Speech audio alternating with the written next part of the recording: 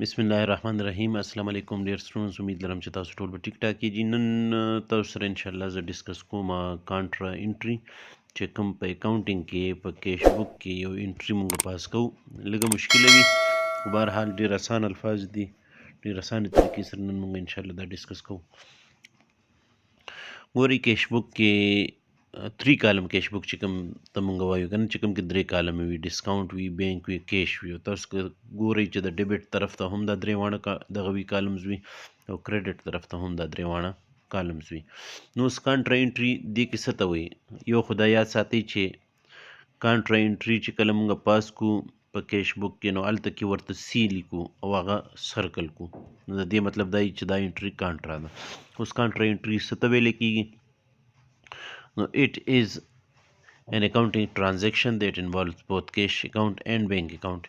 یو خبر یاد ساتئ چې کانټرا انټری مونږ هغه انټری ته وایو چې په کوم کې کیش کالم هم افیکټ کیږي او بینک کالم هم افیکټ کیږي. صحیح شو جی. بل دا چې نو پوسټینګ ویل بی ډن فرام د کیش بک ټو د لیجر in case of contra entry. A contra entry is indicated by the letter C. دا خو د دې عام انټروډکشن غونته دی کنه، صحیح دی جی. اوس دې کې مونږ لږ شانتي اضافي خبرې کوو.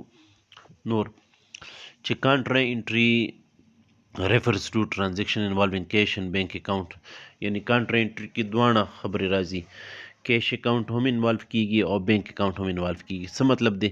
اوس تاسو سره په دفتر کې 1 لک روپۍ پرتی دي یا تاسو سره په جیب کې 1 لک روپۍ دي، نو دا مونږ سره کیش ان هینډ دی یا کیش نقد پیسې دي. اوس تاسو وایي چې یاره د دې 1 لک روپو نه زه 20,000 روپۍ په بینک کې جمع کوم. نو چې کله تاسو د دفتر نه پیسې واخلئ په بینک کې جمع کړئ، د بینک نه پیسې واخلئ کیش کې خپل جیب کې واچوئ، دفتر ته وروړئ، نو یاد ساتئ چې دې دپاره به کانټرا انټري پاس کیږي. نو که زه ویم چې 20,000 روپۍ زه د جیب نه وباسم، د دفتر نه رالم او دا په بینک کې اچوم، نو دې دپاره به ګوره د کیش نه پیسې کمې شوې، دفتر کې چې تا سره کمې پیسې دي نو کیش کالم نه به یې کمې کوي، ډیبټ سایډ باندې به یې ولیکئ کیش کالم کې، او بینک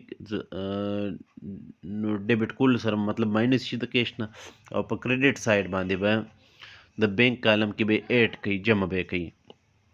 نو یو ځای نه راووتې بل ځای کې جمع شوې، نو دې ته به مخامخ تاسو لیکئ کانټرا انټري، سی به ولیکئ، سی او سرکل به کوي.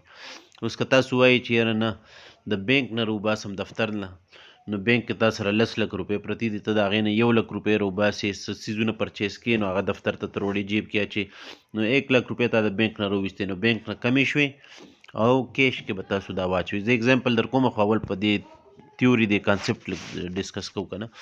بیا in other words any entry which affects both cash and bank accounts is called a contra entry. هر هغه انټری چې هغه دواړه کیش او بینک اکاونټس یا کالم دواړه افیکټ کوي، متاثره کوي، نو هغې ته مونږ کانټرا انټري وایو. ټیک شو. کانټرا ان لیټن مینس د اپوزیټ.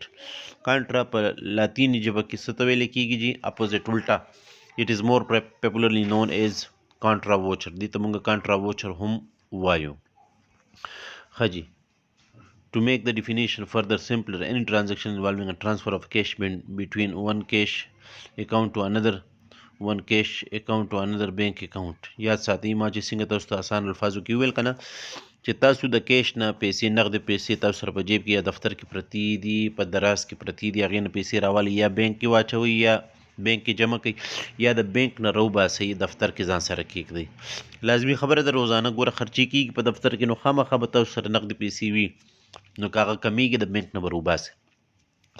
دفتر کې در سره پیسې زیاتېږي نو موږ زیاتې پیسې، د ضرورت نه زیاتې پیسې دفتر کې ځان سره نیږدو، جیب کې ځان سره نیږدو، خامخا هغه بینک کې جمع کوو.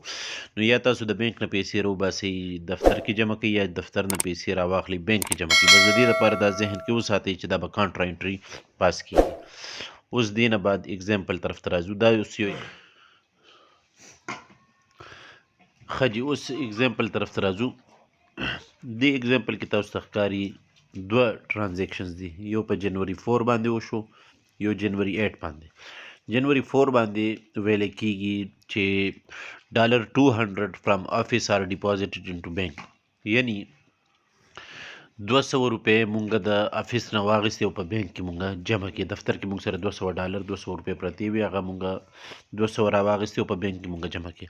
نو اوس تاسو کتی شئ دلته کې مونږ سره دا 3 کالم کیش بک دی یا ډبل کالم کیش بک هم دې ته ویلی شي تاسو. دلته کې 3 کالم کیش بک نو هغې سره بیا ډسکاونټ یو کالم بل ایډ شي. بهرحال دا موږ سره ډبل یا 3 کالم کیش بک تاسو ویلی شي. دا موږ سره ډیبټ سایډ دی، دا موږ سره کریډټ سایډ دی. نو اوس 200 روپۍ موږ سره دفتر کې وي، هغه موږ راواخیستې، موږ په بینک کې واچولې. نو ټولو نه پیله به تاسو څه کوئ، تاسو به بینک کالم کې 200 روپۍ ولیکئ. نو تاسو ته پته ده چې دا خو چونکې دا کیش بک چې دی دا موږ سره لیجر وي ایکچولي، نو مونږ لیجر کې اکاونټ اماونټ ته مخامخ الټه لیکو، یعنی مونږ بینک کې خو جمع کې خو دا کم طرف نه راغی، دا د کیش نه راغی، او دې ته مخامخ به مونږ ولیکو کانټرا انټري سی مطلب دی کانټرا انټري. نو 200 روپۍ بینک ته راغی، بینک ته جمع شوي، چې مونږ سره کم پیسې جمع شي په بینک یا په کیش کې، هغه مونږ ډیبټ سایډ ته ولیکو. اوس 200 روپۍ مونږ سره په کیش کې کمې شوې، نو چې کمی شي مونږ یې کریډټ کوو بیا. نو 200 روپۍ مونږ دلته کې 200 روپۍ مونږ د کیش نه کیش کالم کې ولیکلې، او دا ولې کمی شوې، دا بینک ته لاړې. اوس دویم ټرانزیکشن ګورو. $350 آر ویډران فرام بینک فار آفیس یوز. د بینک نه مونږ $350 روپۍ راوویستې او مونږ په آفیس کې واچولې. نو آفیس ته راغې، نو دا 350 روپۍ مونږ کیش کې ولیکل. کیش هغه پیسې دي چې کوم یا هغه کالم دی چې کوم مونږ سره په جیب کې یا په دفتر کې کمی پیسې موږ سره پرتې وي. نو دا 350 روپۍ د کوم ځای نه راغی، دا موږ سره د بینک نه راغی، ته مخامخ موږ کانټرا ولیکل چې دا انټري کانټرا ده. د دې افیکټ به اوس په کریډټ سایډ باندې هم وي.